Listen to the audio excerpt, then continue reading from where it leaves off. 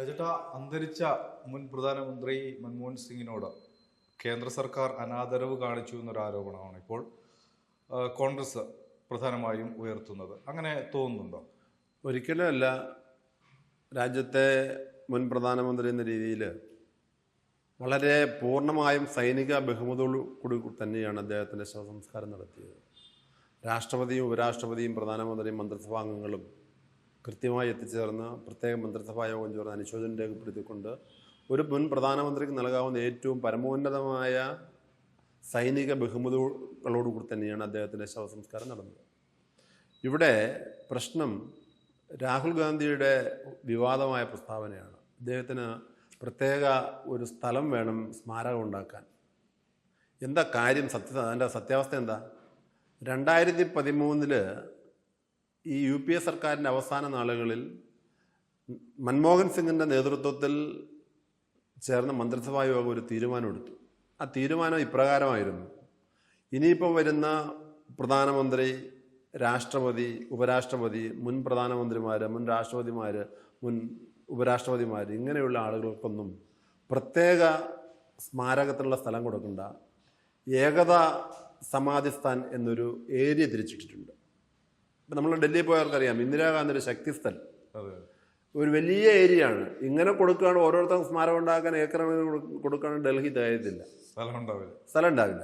അതുകൊണ്ടാണ് UPA സർക്കാർ, ഈ മൻമോഹൻ സിംഗിൻ്റെ നേതൃത്വത്തിലുള്ള ഗവൺമെൻറ്റാണ് അങ്ങനെ ഒരു തീരുമാനം എടുത്തത്. ഏകതാ സമാധി സ്ഥൽ ഉണ്ടാക്കിയിട്ട് അവിടെ എല്ലാവർക്കും സംസ്കാരം നടത്താം, അവിടെ ചെറിയ ചെറിയ സ്മാരകങ്ങൾ ഉണ്ടാക്കാനുള്ള അവസരം കൊടുക്കാം എന്ന് തീരുമാനമെടുത്തത്. അത് നന്നായിട്ട് അറിയുന്നവർ കോൺഗ്രസ്സുകാർ, കാരണം അവരാണല്ലോ ആ തീരുമാനം എടുത്തത്. ഇവിടെ അനാവശ്യമായ വിവാദം ഉണ്ടാക്കാൻ കോൺഗ്രസ് എപ്പോഴും അങ്ങനെയാണ്. അവിടെയാണ് നമ്മുടെ പഴയ പ്രധാനമന്ത്രി നരസിംഹറാവുവിൻ്റെ മകൻ സുഭാഷ് ഇന്നലെ ഒരു പ്രസ്താവന പറയുന്നുണ്ട്. അദ്ദേഹം പറഞ്ഞത് എൻ്റെ അച്ഛനെ അപമാനിച്ചു എന്നാണ്. ആ PV നരസിംഹറാവു ഇന്ന് ഇന്ത്യ കാണുന്ന സാമ്പത്തികമായ പുരോഗതിയുടെ അടിസ്ഥാന പ്രവർത്തനങ്ങൾ തുടങ്ങിയ ആളെന്നാണ് വെപ്പ്. കോൺഗ്രസിൻ്റെ ഏറ്റവും കരുത്തനായ ഒരു ആളായിരുന്നു. നെഹ്റുവിനോടൊപ്പം തന്നെ പാരമ്പര്യമുണ്ടായിരുന്ന കോൺഗ്രസ് പ്രവർത്തകൻ. അദ്ദേഹത്തിൻ്റെ ജീവിതത്തിൻ്റെ ഏറിയ പങ്കും ചെലവഴിച്ചത് ഡൽഹിയിലായിരുന്നു. പക്ഷെ ആ മനുഷ്യൻ 2004 മരിക്കുമ്പോൾ AICC ഓഫീസിനകത്ത് പൊതുദർശനത്തിന് വെക്കാൻ പോലും കോൺഗ്രസ് തയ്യാറില്ല. AICC ഓഫീസിൻ്റെ ഗേറ്റ് തുറന്നില്ലെന്നാണ്. ആംബുലൻസ്, മൃതശരീരവുമായ ആംബുലൻസ് അവിടെ വന്നപ്പോൾ ആ ഗേറ്റ് തുറന്നു കൊടുത്തില്ല. ഗേറ്റ് തുറന്നില്ല. അതിൻ്റെ ഉള്ളിൽ ഒരു ആരുടെയോ വാശിയായിരുന്നു.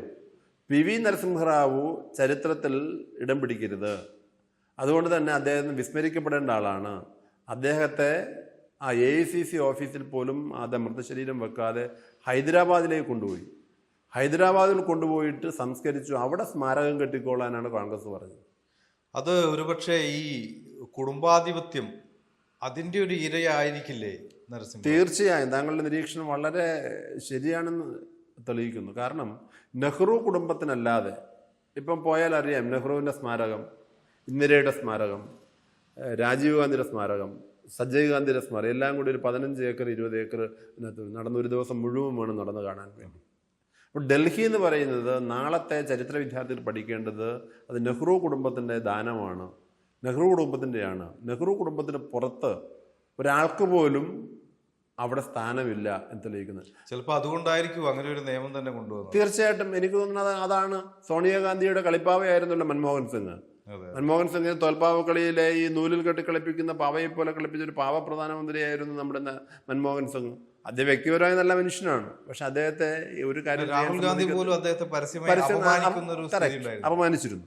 അങ്ങനെയുള്ളൊരു പ്രധാനമന്ത്രിയുടെ കാലഘട്ടത്തിലെടുത്ത തീരുമാനം, അവരുടെ തീരുമാനം നന്നായിട്ട് അറിയാവുന്ന കോൺഗ്രസ് ഈ വാദം മുന്നോട്ട് വെച്ചപ്പോൾ വാസ്തവത്തിൽ മൻമോഹൻ സിംഗിനെ അപമാനിക്കാൻ തന്നെയായിരുന്നു. കാരണം അദ്ദേഹത്തിൻ്റെ നേതൃത്വത്തിൽ ഒരു മന്ത്രിസഭ എടുത്ത തീരുമാനത്തെ അട്ടിമറിക്കാൻ വേണ്ടിയുള്ള ഒന്നായിരുന്നു. എന്നിട്ടും കേന്ദ്രമന്ത്രിസഭ ഇദ്ദേഹത്തിൻ്റെ കത്ത് കിട്ടിയപ്പോൾ വളരെ അടിയന്തരമായി മന്ത്രിസഭാ യോഗം ചേർന്നിട്ട് ഇദ്ദേഹത്തിന് സ്മാരകം നിർമ്മിക്കാൻ പ്രത്യേക സ്ഥലം അനുവദിക്കാമെന്ന് കോൺഗ്രസിനെയും മല്ലികാർജ്ജുൻ ഖാർഗെയെയും അദ്ദേഹത്തിൻ്റെ ഈ മൻമോഹൻ സിംഗിൻ്റെ കുടുംബാംഗങ്ങളെ അറിയിക്കുകയാണ് ചെയ്യുന്നത്. അമിത്ഷാ നേരിട്ട് വിളിച്ചിട്ടാണ് അഭിപ്രായം, മന്ത്രിസഭാ തീരുമാനം പറയുന്നത്. എന്നിട്ട് പോലും അതിനെ മറച്ചു വെച്ചുകൊണ്ട് വീണ്ടും ഇവർ കലാപം ഉണ്ടാക്കാനുള്ള ശ്രമം നടത്തി. ഇന്ത്യയുടെ ആദ്യത്തെ അതായത് ജനങ്ങളെ തെറ്റിദ്ധരിപ്പിച്ച് രാഷ്ട്രീയം കളിക്കുന്നു. ജനങ്ങളെ തെറ്റിദ്ധരിപ്പിച്ചുകൊണ്ട് മാത്രമല്ല അവിടെ ഒരു വർഗീയതയുണ്ട്. കാരണം പ്രകാശ് സിംഗ് ബാദൽ പറഞ്ഞതാണ് ഇന്ത്യയുടെ ആദ്യത്തെ സിഖ് പ്രധാനമന്ത്രി, ഇന്ത്യയുടെ ആദ്യത്തെ സിഖ് പ്രധാനമന്ത്രിക്ക് സ്മാരകം കെട്ടണം. ആ സിഖ് വർഗീയതയെ ഒന്ന് ഉയർത്തി കാണിക്കാൻ വേണ്ടി അല്ലെങ്കിൽ അതിനെ ഒന്ന് ഇളക്കി വിടാനുള്ള ബോധപൂർവമായ ശ്രമമായിരുന്നു ഇന്നലെ 2 ദിവസത്തിന് മുമ്പ് രാഹുൽ ഗാന്ധി കാണിച്ചത്. അപമാനിതനായി അയാൾക്ക് മടങ്ങേണ്ടി വന്നു എന്നുള്ളതാണ് ചരിത്രം. കാരണം സിഖുകാരോടുള്ള ഇദ്ദേഹത്തിൻ്റെ സ്നേഹം കാപട്യമാണ്. രാജീവ് ഗാന്ധി മരിച്ചത് നമ്മൾ കണ്ടതാണ്. ഒരു വൻമരം വീഴുമ്പോൾ അതിനടിയിൽപ്പെട്ട് ചിലതൊക്കെ ഞെരിഞ്ഞമർന്നു പോവും. അതൊക്കെ സ്വാഭാവികമാണ് എന്ന് പറഞ്ഞ് ഏകദേശം 6000 സിഖുകാരെ കൂട്ടക്കൊല ചെയ്ത ഡൽഹിയുടെ കലാപത്തെ ന്യായീകരിച്ച കോൺഗ്രസ്. അവിടെയാണ് ശരിക്കും ഗർഭിണിയുടെ വയറ് കീറിയെടുത്ത് കുഞ്ഞിനെ ശൂലത്തിൽ കുത്തിയെടുത്തിട്ടത് അവിടെയാണ്, അല്ലാണ്ട് ഗുജറാത്തിലല്ല, ഡൽഹിയിൽ കണ്ടതാണ്. ഞാൻ എൻ്റെ വ്യക്തിപരമായ ജീവിതത്തിൽ അങ്ങനെ ഒരാളെ പരിചയപ്പെട്ടിട്ടുണ്ട്. ഡൽഹിയിൽ കുടുംബവുമായിട്ട് 10 ദിവസം യാത്ര ചെയ്യുന്ന സമയത്ത് ഒരു ടാക്സി ഡ്രൈവർ, ഞങ്ങളെ വണ്ടി 10 ദിവസം വണ്ടി ചെയ്യുന്ന ടാക്സി ഡ്രൈവർ, അദ്ദേഹം പറഞ്ഞു അദ്ദേഹത്തിൻ്റെ അമ്മ തലമുടി പിന്നിൽ കെട്ടിയിട്ട് ഇദ്ദേഹത്തിന് പെൺകുട്ടിയായിട്ട് പൊട്ടക്കത്തൊട്ട് മാറ്റി നിർത്തിയതുകൊണ്ട് മാത്രമാണ് ഇദ്ദേഹം രക്ഷപ്പെട്ടത്. ഇദ്ദേഹത്തിൻ്റെ 2 സഹോദരന്മാരും അച്ഛനും ആ കലാപത്തിൽ കണ്ണു മുമ്പിൽ ഇങ്ങനെ പിടിച്ച് തലക്കടിച്ചിട്ട് പെട്രോൾ ഒഴിച്ച് കത്തിക്കുന്നത് കണ്ട് ആളാണ്. അപ്പം അങ്ങനെയുള്ള നിഷ്ഠൂരമായ ഏകപക്ഷീയമായ വംശീയ ഉന്മൂലനം നടത്തിയ കോൺഗ്രസിനെ സംബന്ധിച്ചിടത്തോളം ഇപ്പോൾ ഒരു സിഖ് അനുഭാവം കാണിക്കാനുള്ള സമയമാണ് എന്ന് കണ്ട് ബോധപൂർവമാണ് ഈ ഒരു വിവാദ പ്രസ്താവന നടത്തിയത്. ഈ മൻമോഹൻ സിംഗിനൊപ്പം തന്നെ അപമാനിക്കപ്പെട്ട മറ്റുള്ള ആളാണ് പ്രണബ് കുമാർ മുഖർജി. അദ്ദേഹത്തിന്റെ ബന്ധുക്കളും ഇപ്പോൾ പല വിമർശനങ്ങളും ആരോപണങ്ങളുമായി രംഗത്തെത്തിയിട്ടുണ്ട്. അദ്ദേഹത്തിന്റെ മകൾ ശർമ്മിഷ്ഠ മുഖർജി ഇന്നലെ പറഞ്ഞിട്ടുണ്ട് എൻ്റെ അച്ഛൻ അപമാനിച്ചു എന്നാണ്. കാരണം നരസിംഹറാവുവിന് ശേഷം പ്രധാനമന്ത്രിയാവേണ്ടത് ആരായിരുന്നു? കോൺഗ്രസിലെ ഏറ്റവും സീനിയർ അംഗമായിട്ടുള്ള പ്രണബ് കുമാർ മുഖർജി ആയിരുന്നു. അതിന് തടുത്താര കോൺഗ്രസ് തന്നെയാണ്. സോണിയാഗാന്ധിക്ക് പക്ഷേ പ്രണബ് കുമാർ മുഖർജി പ്രധാനമന്ത്രി ആയിരുന്നെങ്കിൽ സോണിയയ്ക്ക് ഒരിക്കലും ഈ നൂലിൽ കെട്ടി ഒരു പാവ പ്രധാനമന്ത്രിയെ നിർത്താൻ സാധിക്കുമായിരുന്നില്ല.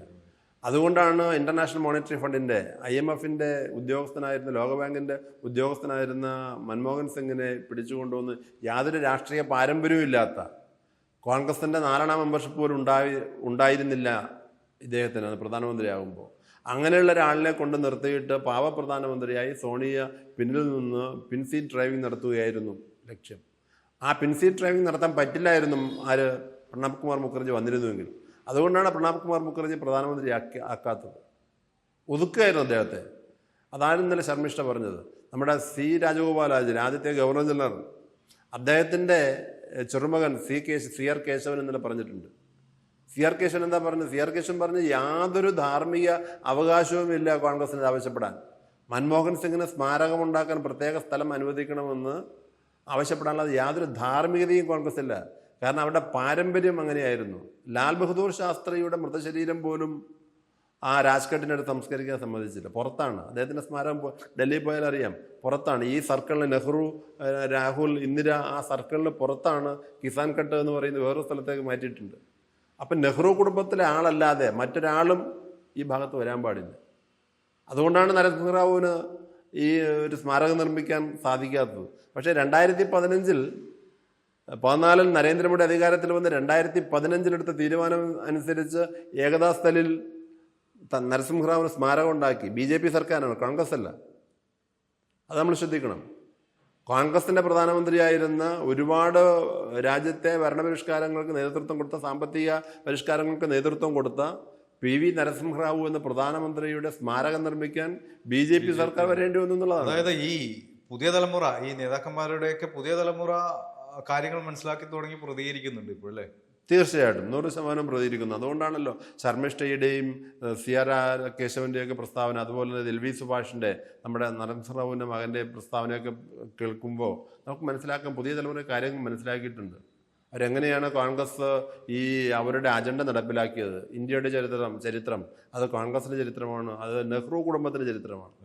സുഭാഷ് ചന്ദ്രബോസിനെ പോലും തള്ളിക്കളഞ്ഞ്, അല്ലെങ്കിൽ സർദാർ പട്ടേലിനെ പോലും തള്ളിക്കളഞ്ഞ്, ഇന്ത്യ എന്ന ഈ മഹാരാജ്യത്തെ ഇന്ന് അഖണ്ഡതയിൽ നിർത്താൻ, അഖണ്ഡ ഭാരതമാക്കി നിർത്താൻ വേണ്ടി വളരെയേറെ പരിശ്രമിച്ച് വിജയിച്ച ഒരാളാണ് നമ്മുടെ അയൺമാൻ ഓഫ് ഇന്ത്യ എന്നറിയപ്പെടുന്ന വല്ലഭായ് പട്ടേൽ, അദ്ദേഹത്തെ പോലും തള്ളിക്കളഞ്ഞുകൊണ്ട് വെറും കോൺഗ്രസിൻ്റെ, വെറും നെഹ്റു കുടുംബം, കോൺഗ്രസിൻ്റെ എന്നല്ല നെഹ്റു കുടുംബത്തിന് ഒരു കുടുംബ പാരമ്പര്യം നിലനിർത്താൻ വേണ്ടിയുള്ള അക്ഷീണമായ പരിശ്രമത്തിൻ്റെ ഭാഗമാണ് ഇന്നും രാഹുൽ ഗാന്ധിയോ പ്രിയങ്ക ഗാന്ധിയോ അല്ലാതെ മറ്റൊരാളിനെ AICC പ്രസിഡന്റ് സ്ഥാനത്തേക്കോ പ്രധാനമന്ത്രി സ്ഥാനത്തേക്കോ കാണാൻ സാധിക്കുന്നില്ല.